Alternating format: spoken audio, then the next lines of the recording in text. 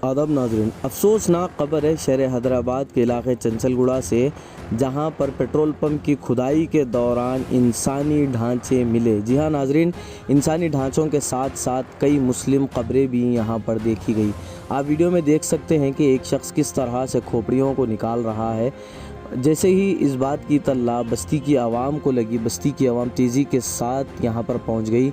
ये बताया जाता है सुल्तान दायरे का कब्रस्तान है जो चंचलगुड़ा जेल के हुकाम की जानिब से यहाँ पर आज पेट्रोल पंप का काम कराया जा रहा था, जिसके सिलसिले में खुदाई की गई। और जैसे ही यहाँ पर इंसानी ढांचे मिलना शुरू हो गए, पब्लिक में एक किस्म की बेचैनी पाई गई और पब्लिक गुस्से में आ गई। इस बात की तल्ला AIMIM MLA मलकपेट अहमद बलाला साहब को दी गई। उन्होंने मौके पर पहुंच के जेल सुपरिटेंडेंट से बात की।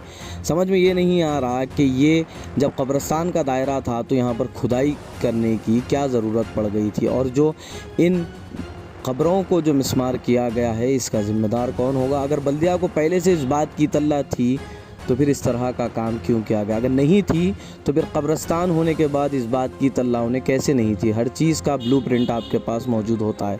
आइए देखते हैं रिपोर्ट।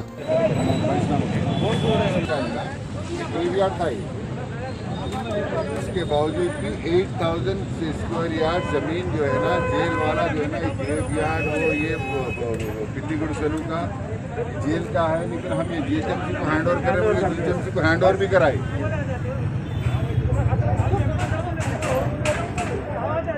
अगर जेल का लैंड है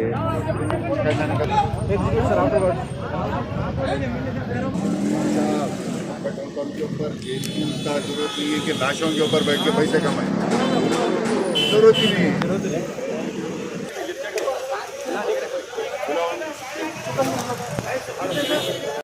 अस्सलाम वालेकुम।